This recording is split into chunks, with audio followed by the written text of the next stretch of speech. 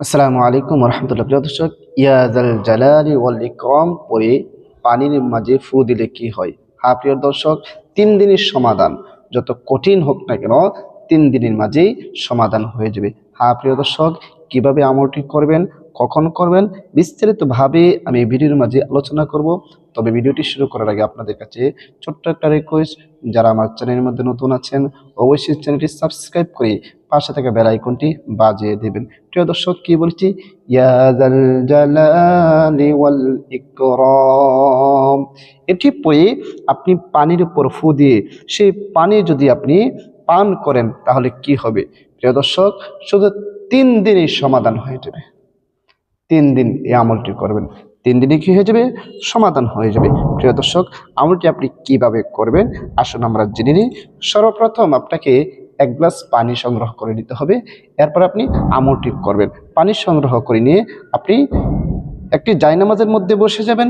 বসে গিয়ে আপনি আমলটি করবেন। মনে করেন ওই ফজরের নামাজের পরে আপনি এই আমলটি ফজরের নামাজের পরে পড়তেছেন। ফজরের নামাজ পড়লে তো উজু থাকবে, সুতরাং উজু থাকলে তো ভালো, আর উজু যদি না থাকে উজু করে নেবেন, 1 গ্লাস পানি নিয়ে বসে যাবেন। বসে গিয়ে সর্বপ্রথম 3বার ইস্তিগফার পাঠ করবেন।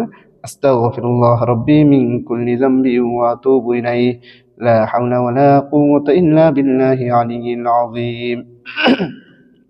3বার ইস্তিগফার যখন পড়া শেষ হয়ে যাবে, এরপর 3বার যে কোনো দুরূদ শরীফ পারেন আপনি পড়ে নেবেন। আমি দুরূদ ইব্রাহিম পড়তেছি, যে এই দুরূদ শরীফ নামাজের মধ্যে পড়া হয়। আল্লাহুম্মা সাল্লি আলা মুহাম্মাদিন ওয়া আলা আলি মুহাম্মাদ কামা সাল্লাইতা আলা ইব্রাহিম ওয়া আলা আলি ইব্রাহিম ইন্নাকা হামিদুম মাজিদ। আল্লাহুম্মা বারিক আলা মুহাম্মাদিন ওয়া আলা আলি মুহাম্মাদ কামা বারাকতা আলা ইব্রাহিম وعلى آل إبراهيم إنك حميد مجيد। এরকম ভাবে 3বার ইস্তিগফার এবং 3বার দুরূদ শরীফ পড়া যখন শেষ হয়ে যাবে, এরপর আপনি পড়বেন আউযু বিল্লাহি মিনাশ শাইতানির রাজীম, বিসমিল্লাহির রহমানির রহিম, ইয়া যাল জালালি ওয়াল ইকরাম। পানির মধ্যে একটু ফু দিবেন। আবার পড়বেন বিসমিল্লাহির রহমানির রহিম, ইয়া যাল জালালি ওয়াল ইকরাম। আবার পড়বেন বিসমিল্লাহির রহমানির রহিম, ইয়া যাল জালালি ওয়াল ইকরাম। এরকম বিসমিল্লাহ সহ ইয়া যাল জালালি ওয়াল ইকরাম 7বার পড়বেন। 7বার পড়া যখন শেষ হয়ে যাবে, আবারও শেষে যে কোনো দুরূদ শরীফ পারেন 3বার পড়ে নেবেন। 3বার পড়ে নেওয়ার পরে আবারও শেষে 2বার এই 1 গ্লাস পানির মাঝে ফু বা দম করে নেবেন। আপনার আমল করা শেষ। প্রিয় দর্শক, এভাবে আমলটি করলে যদি পান করা হয় তাহলে কি হবে?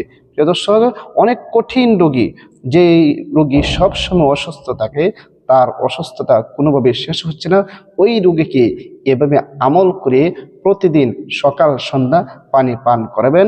আল্লাহ তাআলা এই আমলের বদলতে তার অসুস্থতা দূর করে দেবেন। আমলটি 3 দিন, 7 দিন বা 21 দিন আমলটি করবেন, আল্লাহ তাআলা এর ভিতরেই তাকে সুস্থ করে দিবেন।